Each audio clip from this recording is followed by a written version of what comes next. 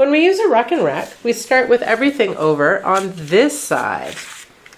Okay, this is our start position. And then this is considered our action zone. So I'm going to do a few questions with you, and you're going to move stuff to the action zone. So first of all, in your mind, I want you to think about what the number 3 would look like on a Rekenrek. So don't move anything yet. The number 3. Now, using just one movement, can you move 3 into your action zone? That's more than one movement. So you did it in 3 movements. Can you try again, but do that all at once? Amazing. You made 3. Okay, put them back in your start position. This time I want you to do the same thing. So picture in your mind, what does a group of 5 look like?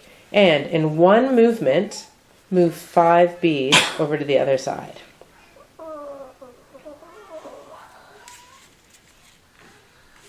Awesome. How did you know that was a group of 5?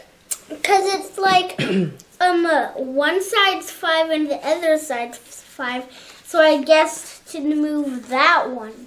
Oh, so you just knew that was a group of 5 because that one color equals 5. All right, cool. All right, let's do a problem. Put it back in the start position. Let's pretend this is the top bunk and this is the bottom bunk. And you're having a sleepover with your friends. There are 4 kids sleeping on the top bunk and 2 kids sleeping on the bottom bunk. Can you model that using your Rekenrek for me? 4 kids on the top bunk and 2 kids on the bottom bunk.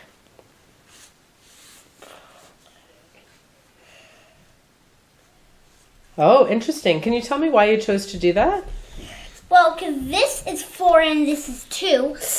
And that makes, actually it makes 6. Amazing. You did figure out the answer. But what I wanted to see was this.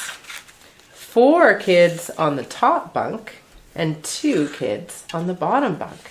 And now in our action zone, how many kids all together?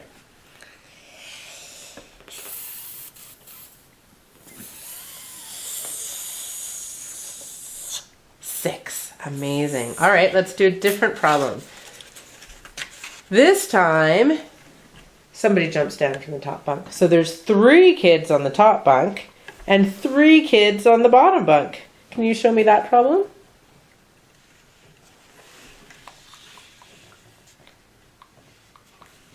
Amazing. What do you notice about both rows right now?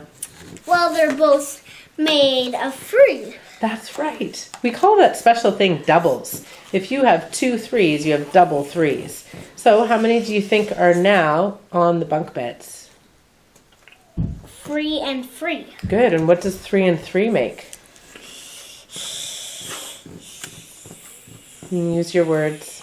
You can count them. 5. Okay, you want to count them and double check? Can you put it down so everybody can see? Count them and double check. 1, 2, 3, 4, 5, 6. So how many? 6. Can you use your words properly, please? 6. 6, that's right. There's 6 kids on the bunk bed. All right, let me pause for 1 sec. All right, this next game, I want you to pick a number and we're going to build it together. Can you pick a card? Any card. All right, show me what it is. The number 7. Okay, I'm going to play first. 3 and what makes 7?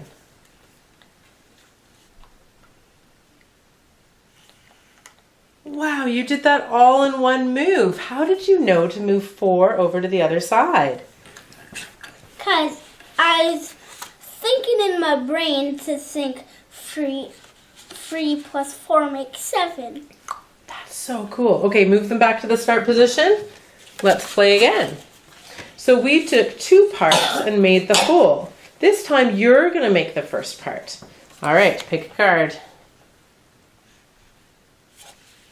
What number is it? 8. 8. So I don't want you to move all of 8. I want you to move 1 part on the top row and I'll move the second part. Move something across. Good job. 5. Oh, wow. I have to figure out what the other part is going to be to make the whole number 8. 5 and what make 8? Can you help me? 5 and 4. 5 and 4? Okay, let's try it. Zoom, zoom, zoom. How can you double check your answer? 1, 2, 3, 4, 5, 6, 7. And how many do we need? 8. 8. Oh, so do we have too many? Good job! All right, move everything back to the start game, or start position, and we'll play one more game. All right, I am going to make the number. I've made the number 9. Let's show everybody else. All right, Rory, can you guess the way that I made the number 9? So I made it on 2 rows, so you need to figure 2 parts to make the whole number 9.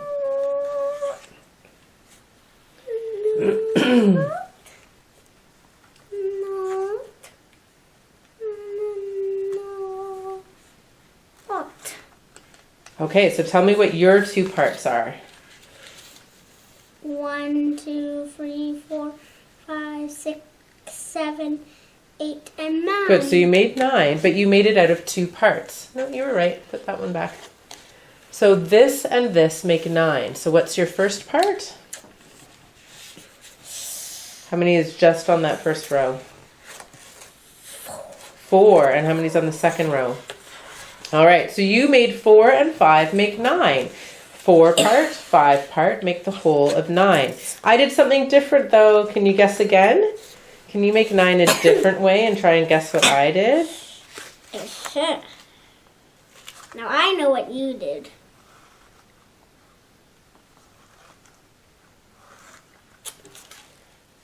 So this time you have 5 on the top and 4 on the bottom. How is that different from the first one that you did? Because there was 5 on the bottom before and then 4 on the top. Oh. And I made it different. You did, you flipped it. Mathematicians call that the commutative property. And that means 4 and 5 is the same as 5 and 4. But guess what?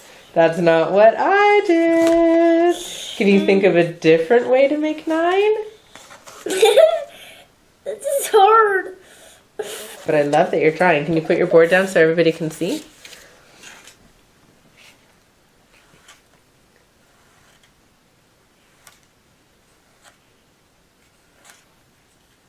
All right, double check. Does that make 9? 1, 2, 3, 4, 5, 6, 7, 8. Oh, you need to make 9. 9. Ah! You made what I did. So that's another way to make 9. One part was 3, one part was 6, and one part was 9. Now I can play with it by myself. Absolutely. Thanks, Rory. And I can give the other one to Oliver. You can, and then you can both have a Rekenrek to play with. Yay!